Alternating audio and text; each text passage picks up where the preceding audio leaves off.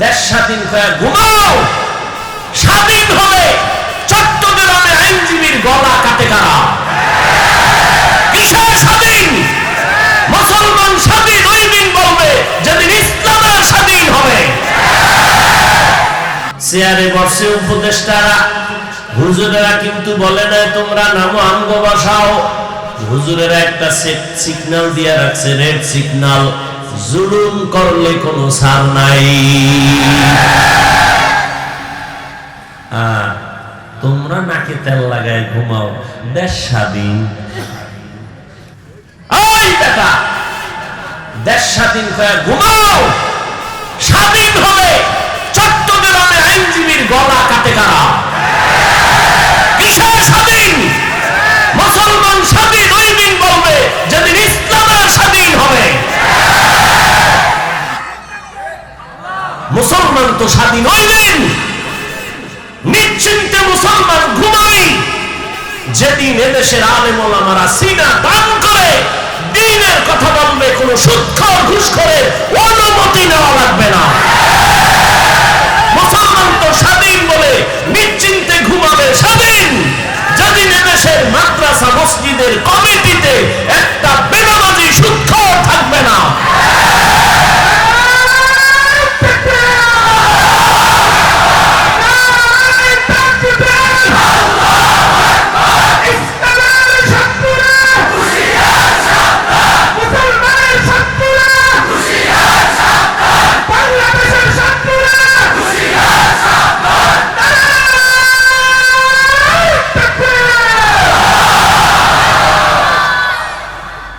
যত মানুষ বসা আছে, এই একটা মহা এক মুসিবত শুরু হয়েছে।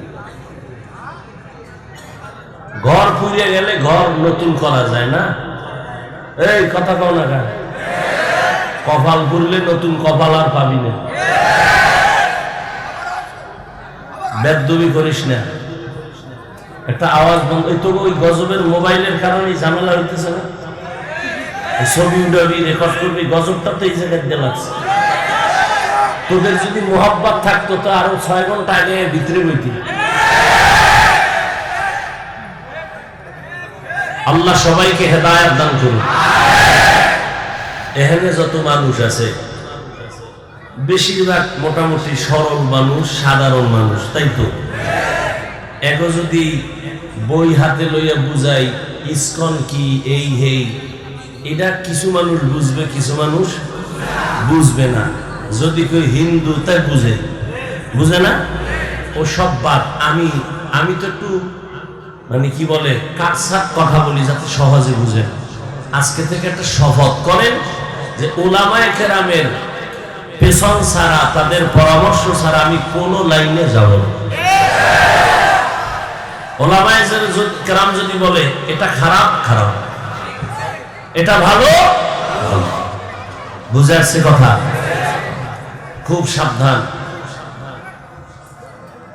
তো যে কথা বলতেছিলাম, আল্লাহ সব মাফ করলেও শিরিকের গুনাহ মাফ। আল্লাহ আমাদের শিরিক মুক্ত, ঈমান এবং বিদআত মুক্ত আমলওয়ালা বানায় দেন। قل يا عبادي الذين أسرفوا على أنفسهم لا تقنطوا من رحمة الله إن الله يغفر الذنوب جميعا إنه هو الغفور الرحيم আল্লাহ তাআলা বলেন, হে গোলাম, আমি তোমাদেরকে বড় আদর করে ডাক দিলাম, তোমরা আমার বান্দা। দুনিয়াতে যারা মনে করো তোমরা অন্যের গোলাম, না, তোমরা আমার বান্দা। যারা মনে করো ঈসা নবী তোমাদের গুরু, না, আমি ঈসাকে বানাইছি আমি আল্লাহ, তোমাদেরও বানাইছি আমি আল্লাহ। ঈসাও আমার বান্দা, তোমরাও আমার বান্দা, আমি আল্লাহ তোমাদের মাবুদ। অতএব ইবাদত যদি করতে চাও, এক আল্লাহর ইবাদত করো, এক আল্লাহকে জীবনটা দাও, এক আল্লাহর জন্য তুমি সব কাজগুলো করো, দেখবা কোনো কাজে বেবরকত হবে না। ব্যবসা করো এক আল্লাহর জন্য, চাকরি করো এক আল্লাহর জন্য। ওই আল্লাহর জন্য যদি চাকরি করো, ব্যবসা করো, নামাজ বাদ দিয়া ব্যবসা তোমার চলবে না, নামাজ বাদ দিয়া তোমার চাকরি চলবে না। নবীর তরিকায় যদি চলো, ব্যবসা করিয়াও তুমি জান্নাত পেয়ে যাইবা। ব্যবসা করে জান্নাত পাওয়ার পথ নাই?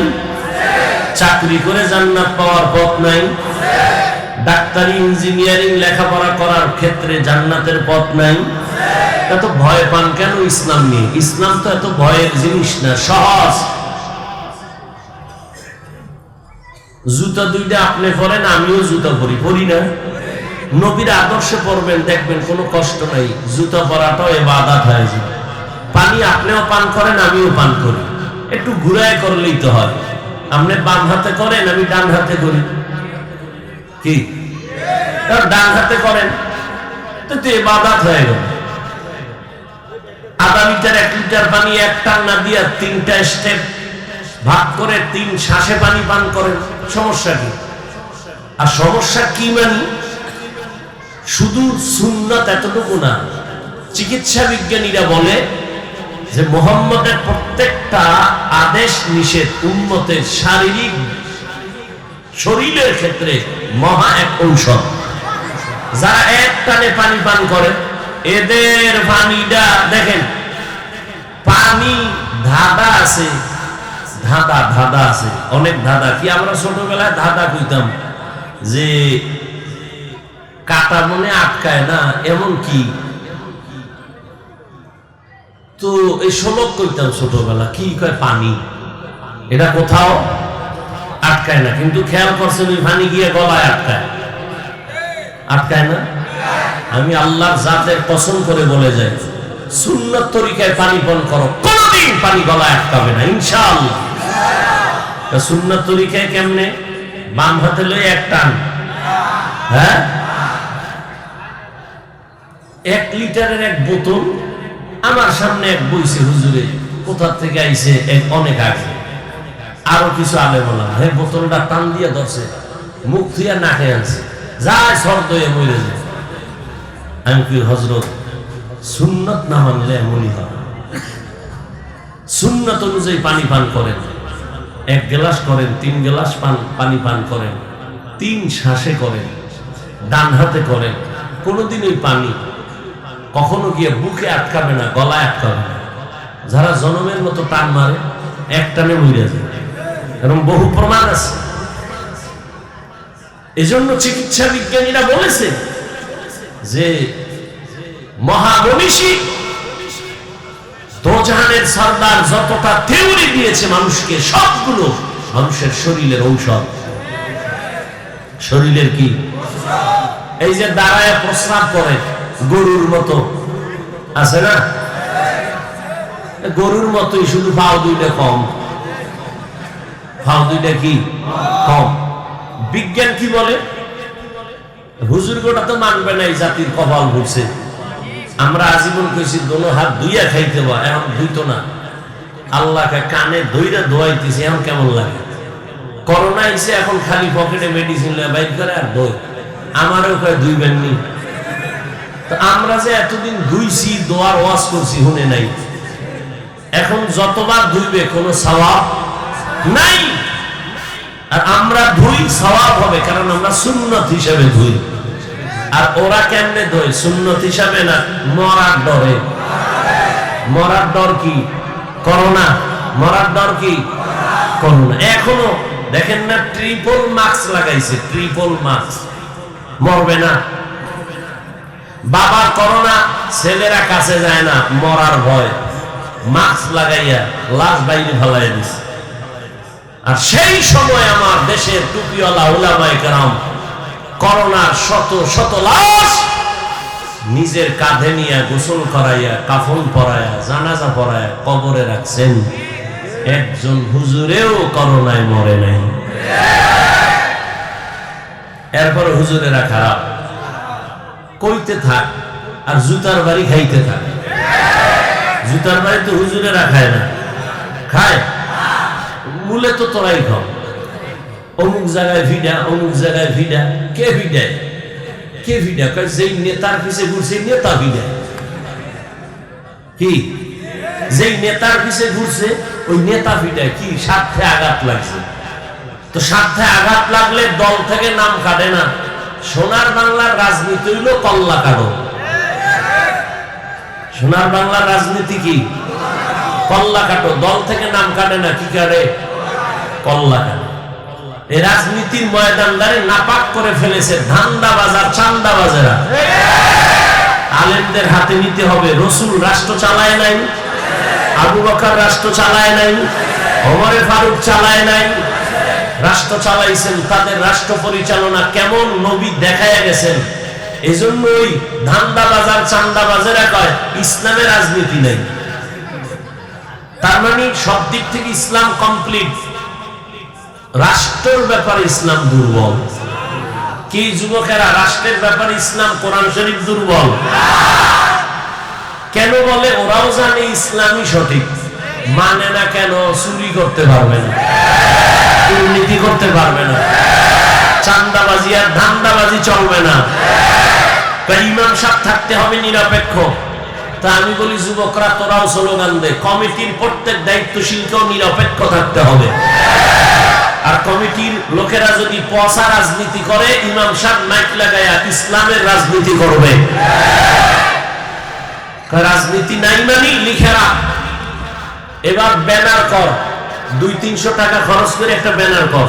যুবকদেরকে বলছে, মুরব্বীরা, যুবক পারবা? আকামে সাকামে কত টাকা খুঁজছো? আমার এই কথাটা এখন যেটা বলবো এটা ব্যানার করো, পেস্টুন করো, লাগাও সারা জায়গায়। কি? পৃথিবীর শ্রেষ্ঠ রাজনীতির কিতাবের নাম কোরআন শরীফ। পৃথিবীর শ্রেষ্ঠ রাজনীতিবিদদের শিক্ষক আমার রাসূল। পৃথিবীর শ্রেষ্ঠ রাজনীতির পার্লামেন্ট মসজিদে নববী। লিখে লিখে টানা। শিয়ালের মুরগি দিয়ে কয় 3 দিন আমানত। কয়দিন? শিয়াল কয় দোয়াও চাই, মাফও চাই। 3 দিন কেন? 3 মিনিটও না। জিন্দা কেন? মরাও ভাইতে না। শিয়ালের হাতে মুরগি দিলে যা হবে, সুৎখোর বেনামাজির হাতে ধর্মের চাবি দিলে তাই হবে। দিছে কারা? যে ঠিক কইলি, যেই তালে ঠিক কইলি, কে দিছে চাবি? এত জোরে ঠিক করে লাভ হইল কি? ইসলাম চাই। হুজুরেরা কিছু ভোট দাও, ভোর রাত্রে, ভোটের আগের রাত্রে টাকা খাইয়া কেবলা ঘুরাই দিছে।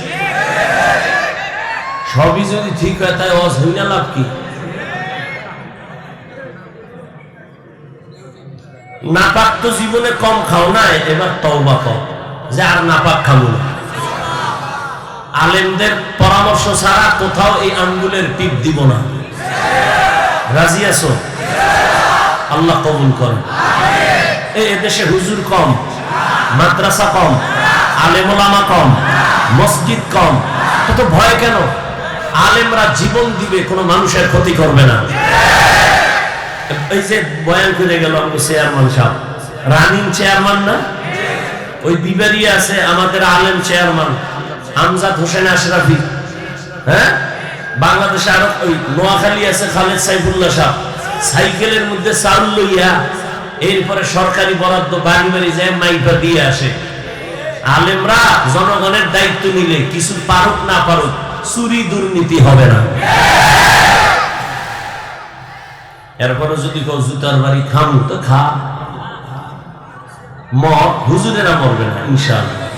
জুতার বাড়িতে মরবে না, তোরা মরবি। আল্লাহ হেদায়েত দান করে।